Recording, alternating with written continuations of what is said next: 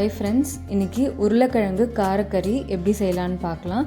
ரொம்பவே ஈஸி, கண்டிப்பாக ட்ரை பண்ணி பாருங்கள். டேஸ்ட் ரொம்பவே நல்லாயிருக்கும். இப்போது இதுக்கு கடாயில் 2 ஸ்பூன் எண்ணெய் சேர்த்துக்கோங்க.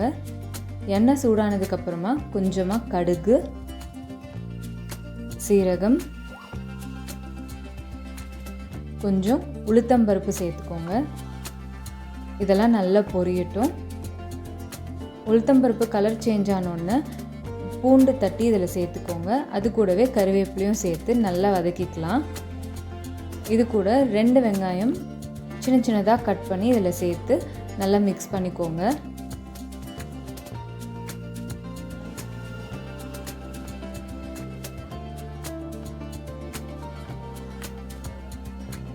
வெங்காயம் நல்லா வதங்கட்டும். வெங்காயம் வதங்கினதுக்கப்புறமா ஒரு தக்காளி சின்ன சின்னதாக கட் பண்ணி இதில் சேர்த்து அதையும் நல்லா மிக்ஸ் பண்ணிக்கோங்க.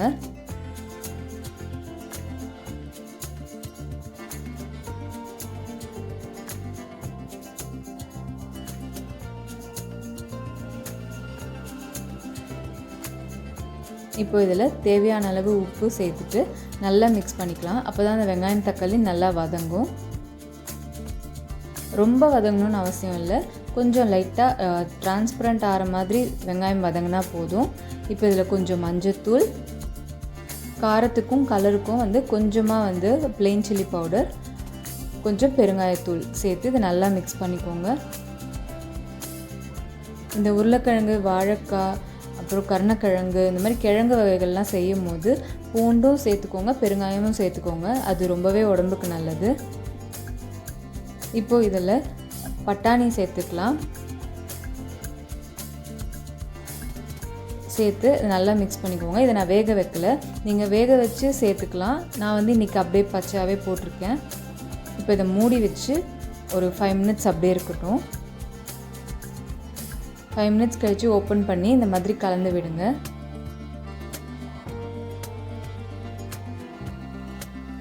இப்போ திருப்பியும் மூடி வச்சிடலாம். இன்னும் ஒரு 5 மினிட்ஸ் கழித்து லோ ஃப்ளேம்லேயே வச்சு பண்ணுங்கள், இல்லைன்னா அடி பிடிச்சிரும்.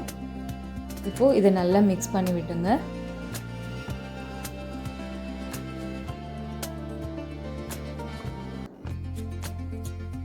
இப்போது இதில் வேக வச்சு தோல் உரித்த உருளைக்கிழங்கு சேர்த்துக்கலாம்.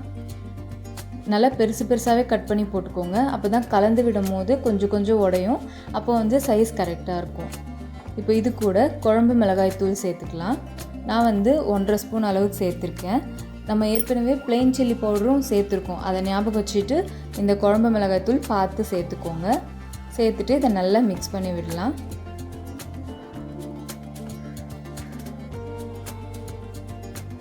நல்லா மிக்ஸ் பண்ணியாச்சு. இப்போ இந்த பட்டாணி வேகணும்ல, அதுக்காக நம்ம இப்போ தண்ணி ஊற்ற போகிறோம். இந்த பட்டாணி இந்த தண்ணியில் தான் வேக போகுது. அதனால் நான் ஒரு பெரிய டம்ளர் அளவுக்கு தண்ணியை ஊற்றிக்கிறேன். சப்போஸ் நீங்கள் வேக வச்ச பட்டாணி போடுறீங்கன்னா சின்ன டம்ளரில் 1/2 டம்ளர் தண்ணி போதும். அந்த உருளைக்கிழங்கும் பட்டாணியும் நல்லா ஒன்று சேர்ந்து திக்காக வர்றதுக்கு. நான் இந்த பட்டாணியே வேகிறதுக்காக தான் நான் இந்த ஒரு பெரிய டம்ளர் அளவுக்கு தண்ணி ஊற்றிக்கிறேன்.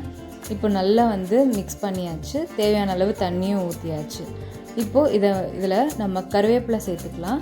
கொஞ்சமாக கட் பண்ண கொத்தமல்லி சேர்த்துட்டு இதை அப்படியே மூடி வச்சிடலாம். அதோட ஃப்ளேவர்ஸ்லாம் நல்லா உள்ளே இறங்கும். ஒரு 10 மினிட்ஸ் லோ ஃப்ளேமில் அப்படியே இருக்கட்டும்.